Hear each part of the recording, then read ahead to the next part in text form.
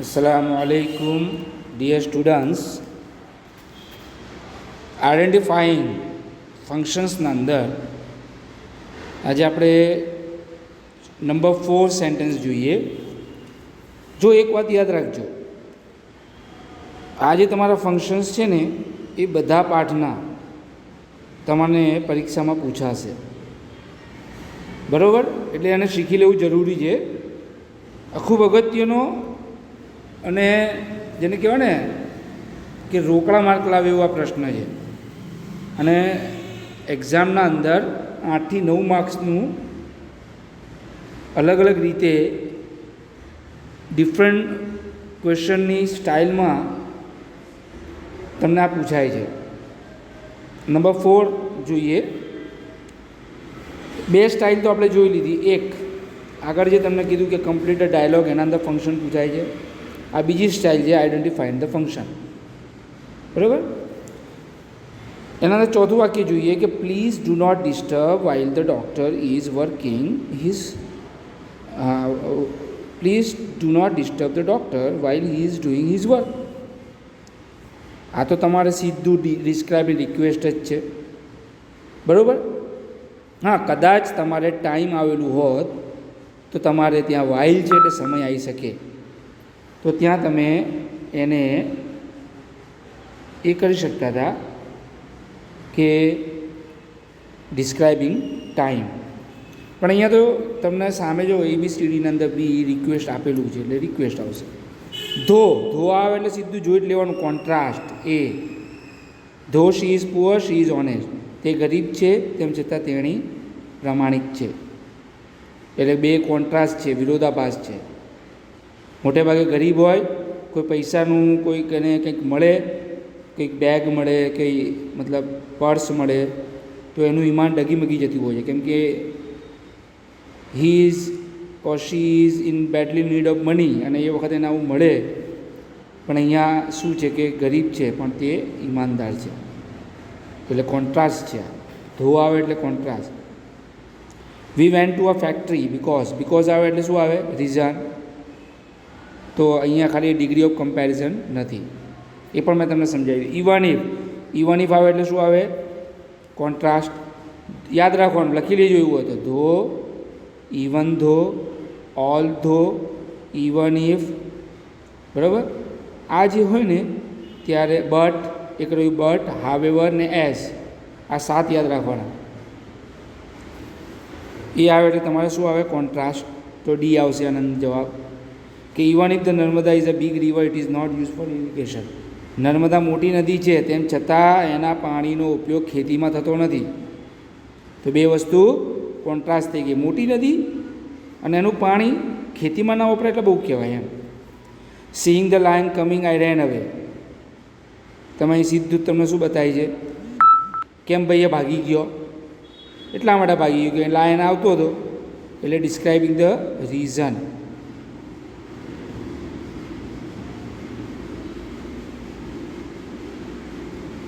ના સોરી, કારણ તો બીકોઝ આવે. અહીંયા તમારે જો નીચે બીજું આપેલું છે રિઝલ્ટ.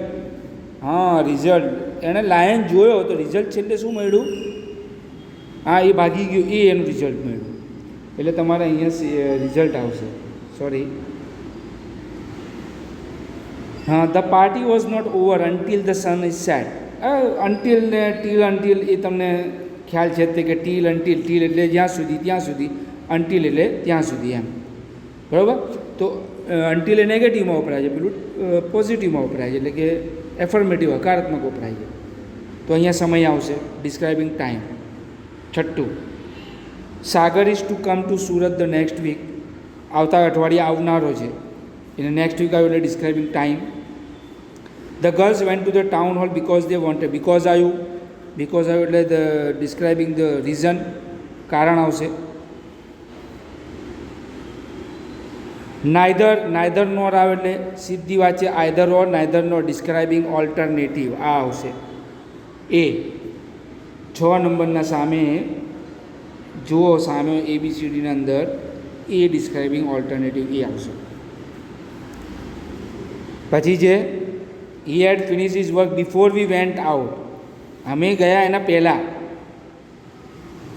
તો 100% અહીંયા તમારે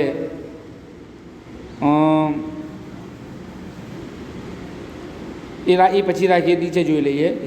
he bought 10 acres of land in Rajkot. એણે 3 એકર જમીન રાજકોટમાં લીધી. તો અહીંયા તમારે 100% શું આવશે? ડિસ્ક્રાઇબિંગ એક્શન, એનું એક્શન છે, બરાબર.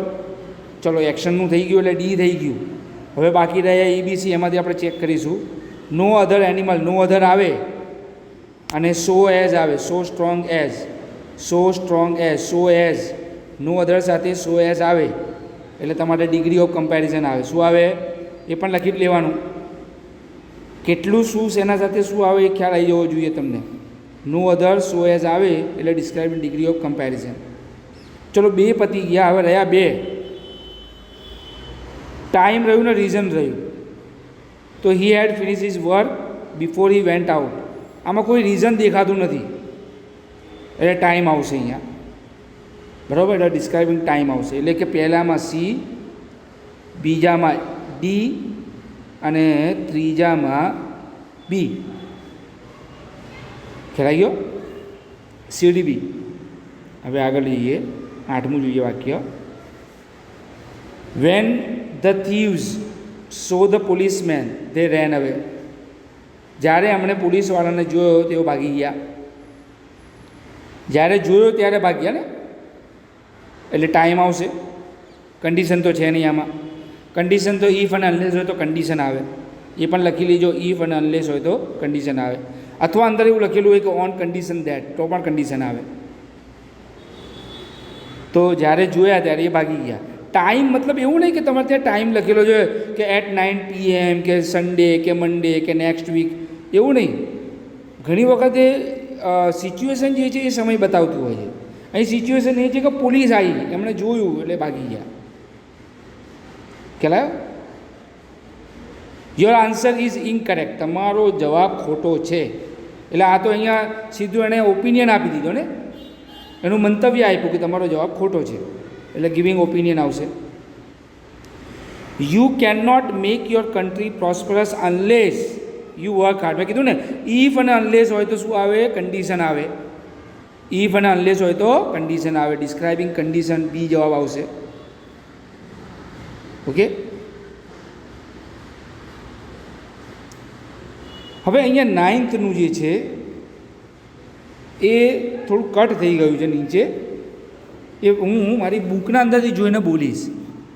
જે દેખાય છે એ તો બોલીશ જ, પણ જે નથી દેખાતા એ હું જે બુક છે એના અંદરથી બોલું છું. એટલે તમે કદાચ લખવું હોય તો લખી લેજો,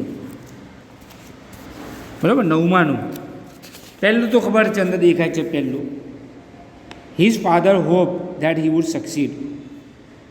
હવે સામે ઓપ્શન છે, 2 દેખાય છે, બાકીના 2 નથી દેખાતા. ઉભારો ત્રીજું કદાચ, અરે દેખાય, સોરી દેખાય છે. 10માનું નથી દેખાતું, સોરી. તો 10માનું તો પછી એવું હશે તો જોઈ લઈએ છીએ, પાડી લઈએ છીએ ફોટો. 9માનું તો કમ્પ્લીટ છે. His father હોપ્ડ that he would succeed.